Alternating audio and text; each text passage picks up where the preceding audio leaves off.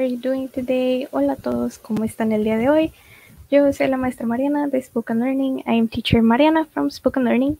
And before I talk to you about today's topic, please let me remind you that we provide private Spanish lessons and we teach children and adults starting ages 3 years old and up. So if you're interested in practicing Spanish from the very basics, the very beginning, or maybe there's some stuff that you already know that you want to practice, or if you know everything and all you want to do is become more conversational, you can definitely do that with us. So yes, very good. Hola a todos, ¿cómo están? Espero que estén teniendo un muy buen sábado. I hope you're having a great Saturday. Y obviamente espero que estén teniendo un muy buen fin de semana. And obviously I hope you're having a great weekend. El día de hoy vamos a hablar sobre algo que yo considero que es bastante interesante puesto que no existe en el inglés. Today we're going to talk about something that I think is very interesting given that it's something that doesn't exist in English. So yeah, today we're going to talk about la letra ñ. El día de hoy vamos a hablar sobre la letra ñ. Denme un segundo para compartir mi pantalla con ustedes.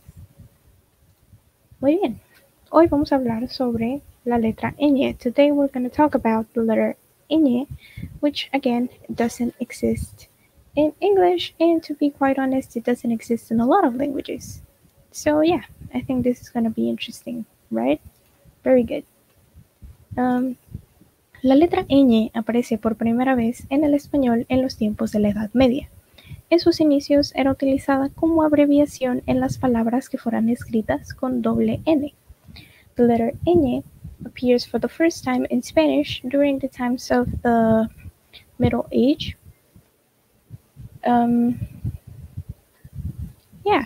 In its beginning, when it originated, it was used as an abbreviation in manuscripts for words that were written with a double N. Fue añadida al idioma como su propia letra en el siglo XIII por el rey Alfonso X, que la introdujo como la mejor opción para reproducir sonidos provenientes del latín. It was added to the language as its own letter in the 13th century by the king Alfonso X, who introduced it as a better option to reproduce and represent sounds that came from Latin. Now, the letter itself wasn't introduced in the Real Academy of Spanish until the year of 1803. La letra como tal no fue introducida en la Real Academia Española hasta el año de 1803 y asimismo a finales del siglo XX la Unión Europea se planteó deshacerse de la letra para favorecer la uniformidad de la escritura en los teclados. In the same way, at the very end of the 20th century, the European Union had the idea to get rid of the letter to make more uniform the writing process in keyboards. So yeah, this has been something that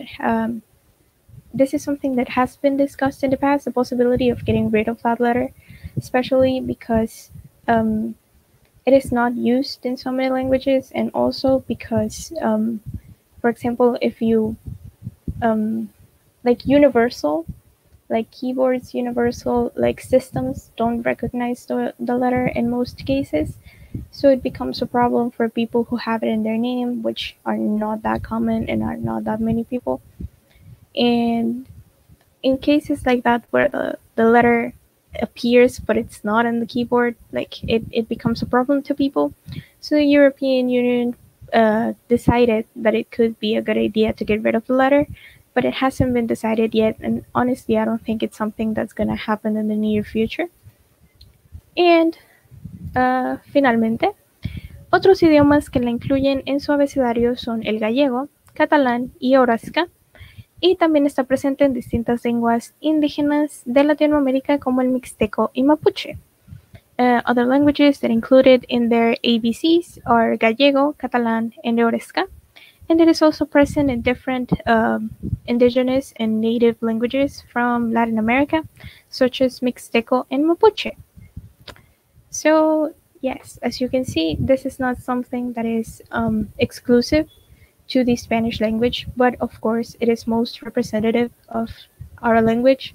So, yeah, it's also very common. Like, we have a lot of words that have that sound and that letter. So, I think that it's a very cool thing because it's like our own little, like, special letter. But as you can see, it's used in different languages, and the sound is present in a lot of them as well. So, yeah, that is it for today. La letra ñ. I hope you find it interesting. I know that is something that can be very confusing when you start learning a new language and you find a letter that you've never seen before in your life. So I hope knowing where it comes from and why we started using it in the first place becomes a little bit more clear for you why this exists, right? So yeah, I hope you find it interesting and helpful as well. So, yeah, that would be it from me today. But before I go, please let me remind you that we provide private Spanish lessons and we teach children and adults starting ages 3 years old and up. So, if learning Spanish is something that you are interested in, you can call or text at the number 832-413-3166. That is 832-413-3166.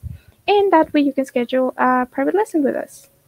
So, yeah, that would be it for me today. Eso sería todo de mi parte por hoy. Espero que sigan teniendo un buen fin de semana, un buen sábado y que estén muy bien. I hope that you're having a great Saturday and a great weekend and that you're doing really well. Yeah, so I'll be seeing you in the next one, guys. Goodbye. Adios.